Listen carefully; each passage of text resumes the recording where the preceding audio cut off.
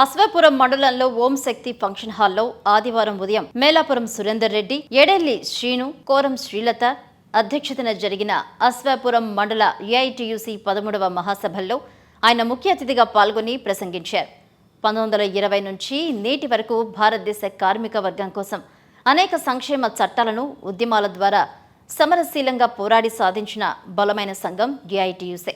ప్రభుత్వ రంగంలో ఉద్యోగాలు అందించి భద్రతతో కూడిన భరోసా ఇవ్వగా, మోదీ బీజేపీ పాలనలో ప్రభుత్వ రంగంలో గల అన్ని పరిశ్రమలను ప్రైవేటీకరణలను చేస్తూ అదానీ, అంబానీలకు తెగనమ్ముకుంటున్నారని, ప్రజల పన్నులచే అభివృద్ధి పంచుకున్న పబ్లిక్ సెక్షన్లు లేకుండా ప్రైవేటు పెత్తందారులకు కారు చౌకగా రైల్వే విమానం, చమురు, గ్యాస్, బొగ్గు, సహజ వనరులు, ఉక్కు రక్షణ రంగం, బ్యాంకులు మరియు ఎల్ఐసి లాంటి లాభాల్లో ఉన్న ప్రభుత్వ రంగ సంస్థలను మూసివేసి వాటిని అదానీ, అంబానీకి కట్టబెట్టే ప్రయత్నం చేస్తున్న బీజేపీ ప్రభుత్వంపై తీవ్రంగా మండిపడ్డారు. ఈ మహాసభలో ఏఐటీయూసీ జిల్లా అధ్యక్షులు కంచెల్ల జమలయ్య, రైతు సంఘం జిల్లా నాయకులు కమటం వెంకటేశ్వరరావు, మహిళా సమైక్య జిల్లా ప్రధాన కార్యదర్శి మున్న లక్ష్మీకుమారి, ఏఐటీయూసీ జిల్లా కార్యదర్శులు వేల్పుల మల్లికార్జున్, గడ్డం వెంకటేశ్వర్లు, సిపిఐ అశ్వాపురం మండలం కార్యదర్శి అనంతనేని సురేష్, అంగన్వాడీ టీచర్స్ యూనియన్ జిల్లా ప్రధాన కార్యదర్శి రెడ్డి అరుణ, నాయకులు అలాగే జక్కల రామచంద్రరావు, మల్లె మోహన్, సర్వకృష్ణ, కొత్తపల్లి సీతారాములు, బాగోతపు సతీష్, ముదుశెట్టి నరసింహారావు, మోత్కూరు బాబురావు, అక్కనపల్లి నాగేంద్రబాబు, ఈనపల్లి పవన్ సాయి, లంకెల లింగరాజు, దావా రమేష్, చలికాని శ్రీను, దారావత్ రాంబాబు, చుంచు వివరాలు, దారపు శ్రీను, తిప్పారెడ్డి శ్రీనివాసరెడ్డి, తెల్ల మగతాయారు, అలాగే బుర్ర రజిత, రమణ, కళావతి తదితరులు పాల్గొన్నారు. మహాసభ అశ్వాపురం కేంద్రంగా జరుగుతూ ఉంది.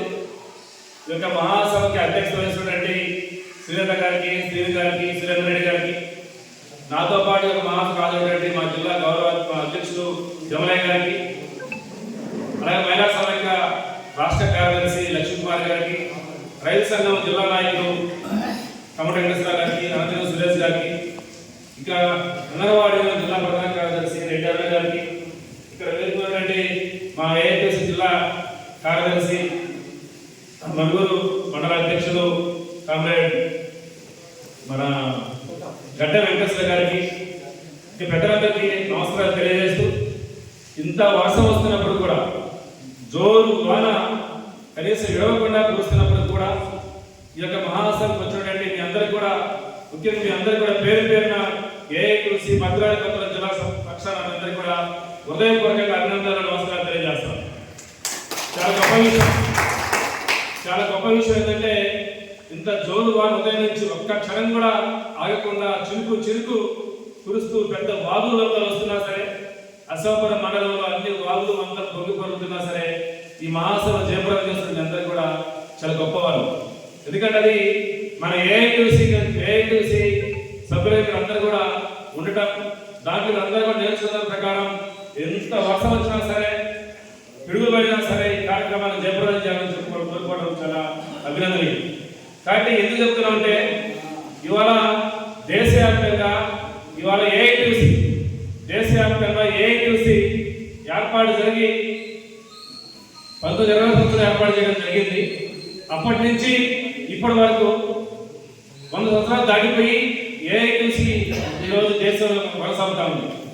చిన్న విషయం కాదు. ఇవాళ భారతదేశ కార్మికోద్యమంలో, భారతదేశ రాజకీయోద్యమంలో ఏఐటీయూసీ పాత్ర చాలా గొప్పది, చాలా గణనీయమైనది. ఏఐటీయూసీ లేకపోతే ఈ భారతదేశ స్వాతంత్రోద్యమం లేదు. ఎందుకంటే ఏఐటీయూసీలో నాయకులందరూ కూడా ఈ భారతదేశం స్వాతంత్రోద్యమంలో ఆనాడు కార్మిక వర్గాన్ని మొత్తం ఏకం చేసి దేశ స్వాతంత్రం కావాలి, మా దేశం మాకు కావాలని చెప్పేసి ఉద్యమించినటువంటి సంఘం ఏఐటీయూసీ. ఆనాడు ఏఐటీయూసీ ఏర్పాటు చేసింది లాలా లజపతి రాయ్ గారు, జవహర్లాల్ నెహ్రూ గారు లాంటి చాలా మంది స్వాతంత్ర సమరయోధులు, జాతీయ నాయకులందరూ కూడా ఏఐటీయూసీలో చేరినటువంటి వాళ్ళే ఈరోజు మన భారతదేశ స్వాతంత్రం వచ్చిన తర్వాత ప్రధానమంత్రి అయ్యాడు జవహర్లాల్ నెహ్రూ గారు. వివి గిరి గారు రాష్ట్రపతి అయ్యారు, ఉపరాష్ట్రపతులు అయ్యారు, దేశంలో మంత్రులు అయ్యారు చాలా మంది.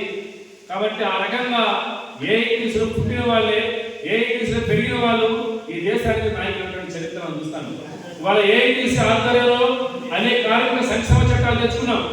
ఇవాళ 8 గంటల పనిదినం కావచ్చు, లేబర్ యాక్ట్ కావచ్చు, ఇవాళ సంఘటన హక్కుల గురించి కావచ్చు, మినిమం వేజ్ యాక్ట్ కావచ్చు, ఇవాళ మన యూనివర్సిటీ యాక్ట్ కావచ్చు, ఇవాళ పిఎఫ్ యాక్ట్ కావచ్చు, ఇన్సూరెన్స్ యాక్ట్ కావచ్చు, కనీస వేతన చట్టం కావచ్చు, ఇలా చెప్పుకుంటూ పోతే ప్రతి చట్టాన్ని ఇవాళ తీసుకొచ్చిన చరిత్ర కేవలం ఏఐటీసీకి మాత్రం తప్ప మనకి ఏ సంఘాలని చెప్పేసి గంటా పడంగా చెప్పే హక్కు మనకు మాత్రమే ఉంది.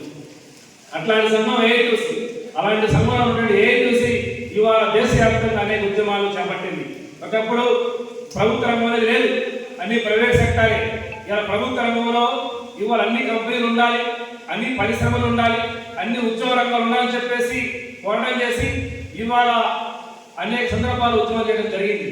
ఆనాడు ఏఐటీసీ పోరాట ఫలితంగా ఇవాళ బ్యాంకు మొత్తాన్ని కూడా జాతీయకరణ చేయడం జరిగింది.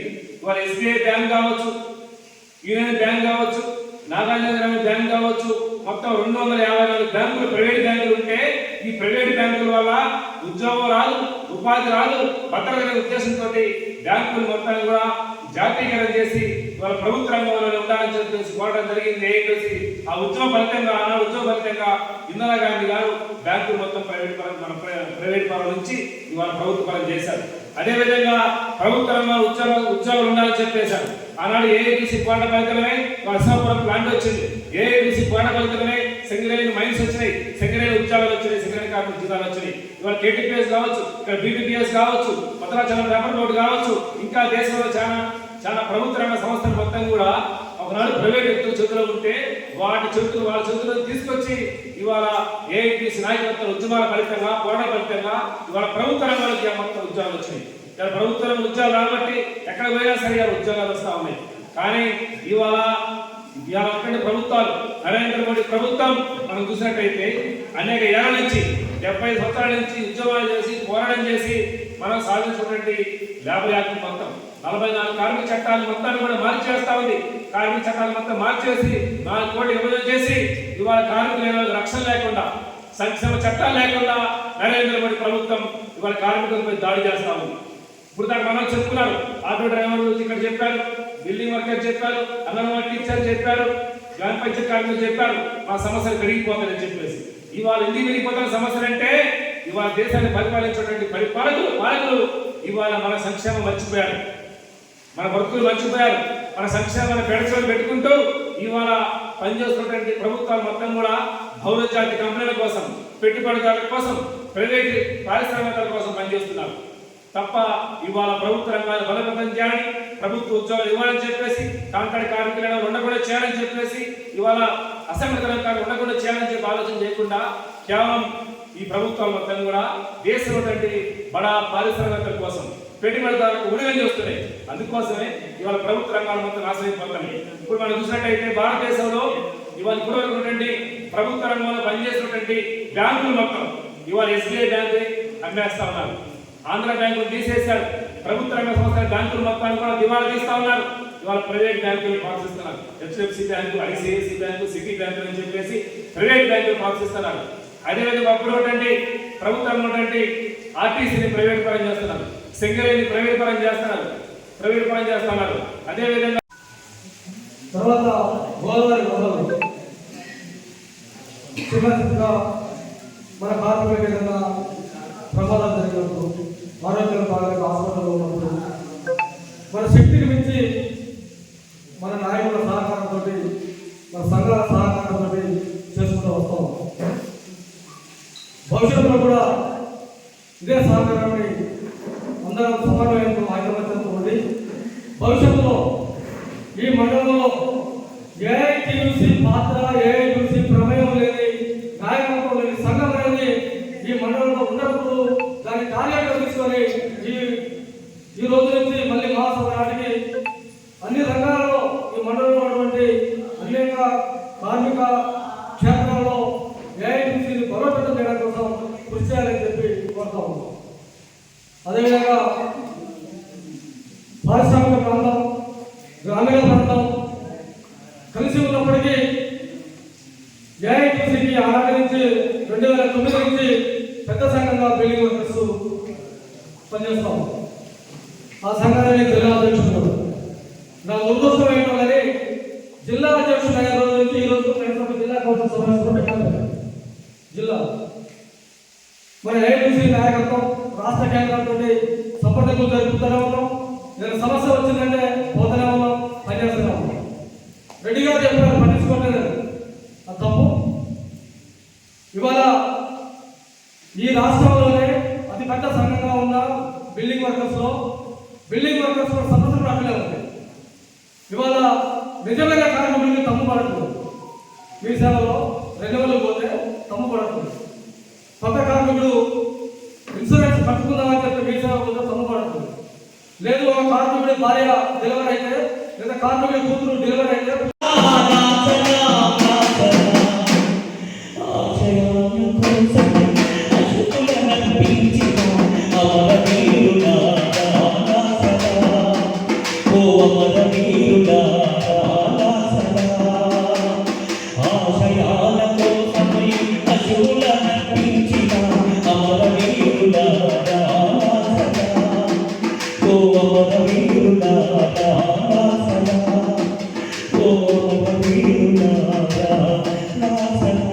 షేర్ చేయండి, లైక్ చేయండి, సబ్స్క్రైబ్ చేయండి.